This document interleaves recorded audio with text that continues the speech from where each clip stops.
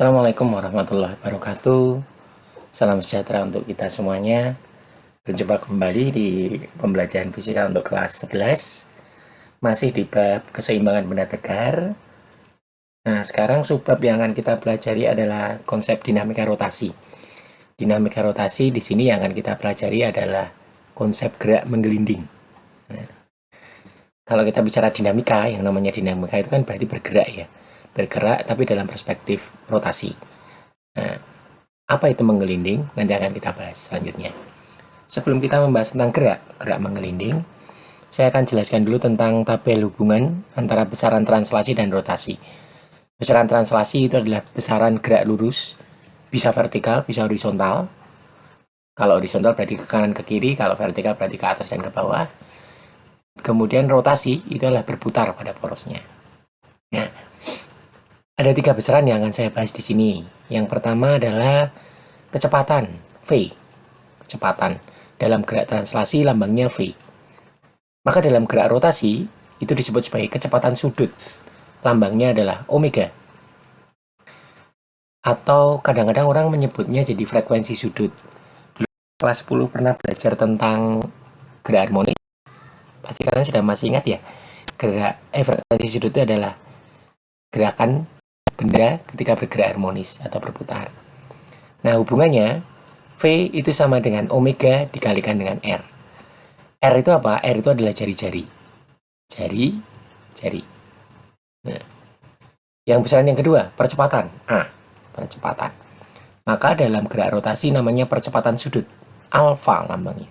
Hubungannya A itu sama dengan alfa dikalikan dengan R. Yang terakhir, ada yang namanya massa. Massa itu M. Dalam gerak rotasi, dianalogikan massa itu sebagai momen inersia, I. Persamaannya atau hubungannya, I itu sama dengan K dikalikan M R kuadrat. Nah, sekarang kalau ada yang timbul pertanyaan begini. Loh Pak, kemarin I itu kan sama dengan M kalikan R kuadrat ya Pak? Betul. Ini untuk partikel. Tapi kalau misalkan untuk benda-benda yang bentuknya sudah ditentukan, bentuknya beraturan, seperti bola pejal, silinder pejal, bola berongga, ataupun tongkat panjang kemarin ya yang kita bahas itu, I-nya sudah ditentukan persamaannya. Yang ada dalam tabel, sudah ada dalam tabel, nanti kalian bisa lihat sebagai contoh ya. I itu kalau untuk bola pejal itu 2/5 MR kuadrat. Ini bola pejal. Bola pejal itu bola padat, Dik. Lawannya bola berongga, ada rongganya. Terus kalau untuk silinder pejal itu setengah M dikalikan dengan R kuadrat. Ini silinder pejal. Silinder padat. Nah, sekarang kamu lihat. Ada angka-angka di depan nih. Bola pejal 2/5, silinder pejal setengah. Nah, inilah nilai K-nya. Nilai uniknya tiap-tiap benda. Kalau belakangnya sama, MR kuadrat. Tapi perbedaannya hanya di nilai K ini sendiri. Oke? Itu momen inersia. Nah, sekarang saya lanjut yang di sini, yang tabel hubungan. Sudah ada kecepatan, udah percepatan, ada massa. Berarti kalau dalam gerak translasi itu saya mau mencari F. F itu kan sama dengan M kali siapa tuh? Kalikan A. Betul ya? Maka dalam gerak translasi, gaya itu nanti akan saya lambangkan jadi T, momen gaya. Masanya saya ganti jadi I, A-nya saya ganti jadi siapa? Alfa, betul. Loh Pak, T itu kan sama dengan F kalikan L kalikan sin theta. Iya, sama saja. Artinya nanti kalian bisa pakai persamaan yang pertama, bisa pakai persamaan yang kedua. Tergantung mana yang diketahui. Atau malah bisa dua-duanya nanti digabung. Gitu ya. Itu tentang gaya. Kemudian, Pak, misalkan besaran yang lain. Apa ya? Oh, saya mau mencari misalkan momentum, Pak. Momentum kalau dalam, sebentar ini saya geser dulu ya. Biar enggak. Saya geser dulu, Pak. Nah, ini saya geser dulu, Pak. Ya. Momentum kalau dalam gerak translasi itu lambangnya, ini saya kasih bintang biar ada perbedaan. Nah, yang kedua. Momentum itu P sama dengan M kalikan V. Maka dalam gerak rotasi momentum itu namanya momentum sudut, L lambangnya. Massa tadi diganti siapa? I. V tadi diganti siapa kalau ke gerak rotasi? Omega. Nah, inilah besaran-besaran. Jadi sebetulnya analog antara gerak rotasi dan gerak translasi. Nah, berikutnya kita akan membahas tentang gerakan sekarang, sampai ke gerak menggelinding. Sebelum itu nanti saya akan ingatkan tentang apa itu translasi, apa itu rotasi, apa itu menggelinding. Baik, sekarang saya punya 3 buah bola nih di sini. Nah, ini saya geser ke bawah dulu. Nah, ini saya geser ke bawah. Ya, saya taruh begini ya. Ntar ini saya taruh di bawah aja. Ini saya, nah, biar puas. Yang pertama, saya akan membahas tentang gerak translasi. Translasi.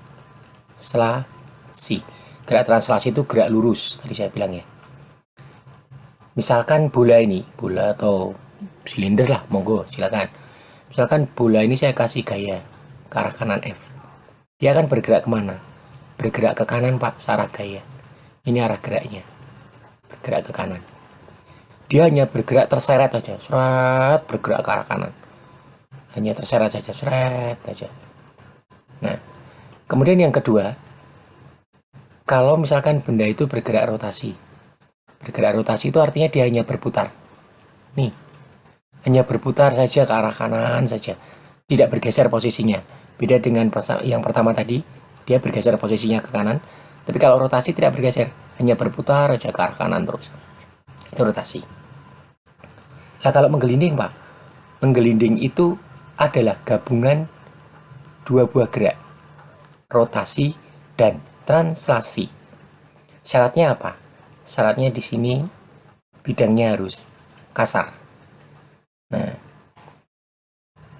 timbulnya bagaimana Pak? Karena gabungan dari 2 buah gerak, maka dia nanti juga gabungan dari 2 buah persamaan.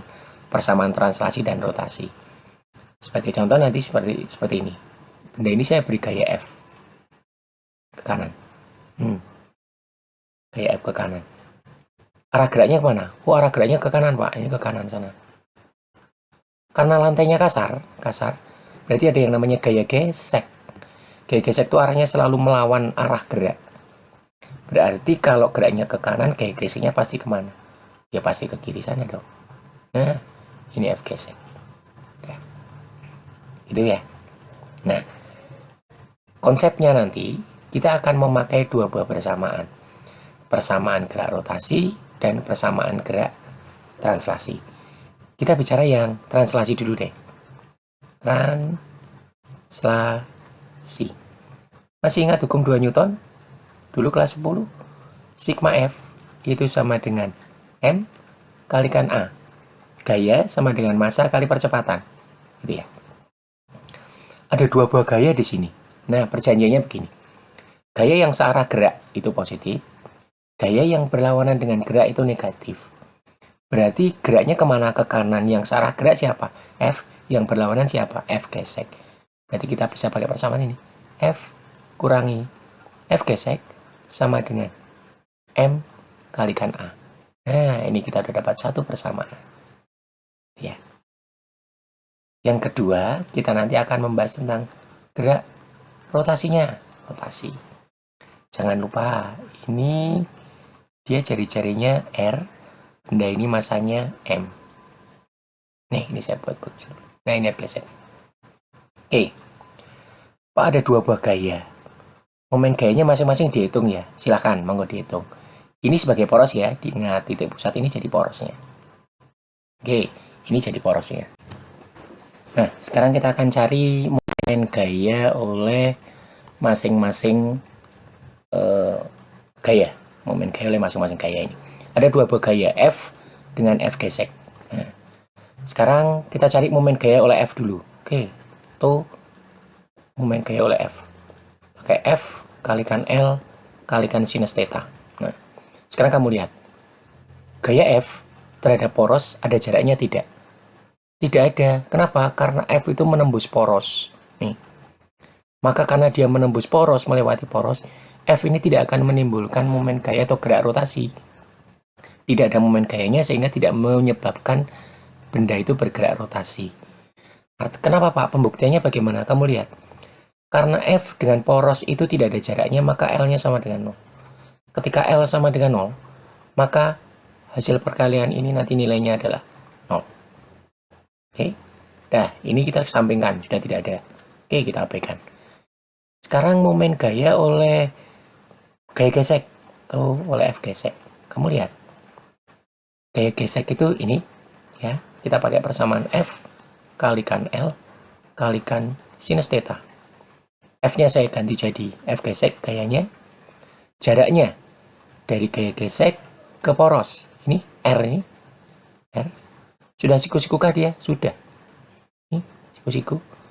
Maka ini disebut sebagai sin 90. Sin 90 sama dengan berapa? 1. Maka didapatkan to oleh F gesek itu sama dengan Fg kalikan R. Sudah selesai Pak? Belum. Masih ada 1. Nih kamu lihat yang ke atas. Tuh. Tuh itu kan bisa juga dicari pakai I dikalikan alfa ya. Nah, saya kembali ke bawah ya. Bentar, saya geser bentar. Nih. Geser ke bawah. To itu bisa juga dicari dari ini. To itu sama dengan I kalikan alfa. Berarti nanti gimana? Ini saya gabung saja. Sama-sama to kan? Maka nanti akan didapatkan bahwa F gesek dikalikan R itu sama dengan I dikalikan alfa. Nah, sekarang kita ubah dulu masing-masing. Dari tabel tadi, I itu sama dengan K M R kuadrat. A itu sama dengan alfa kalikan R. Maka alfa itu sama dengan A per R.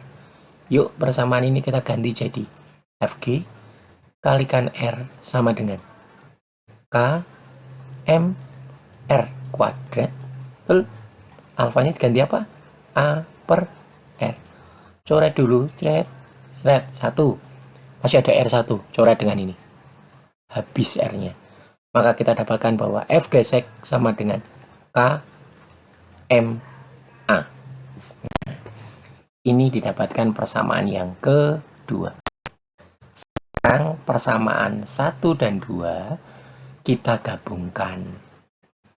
Persamaan 1 tadi kalian sudah lihat F sama dengan F gesek F dikurangi F gesek sama dengan M kalikan A.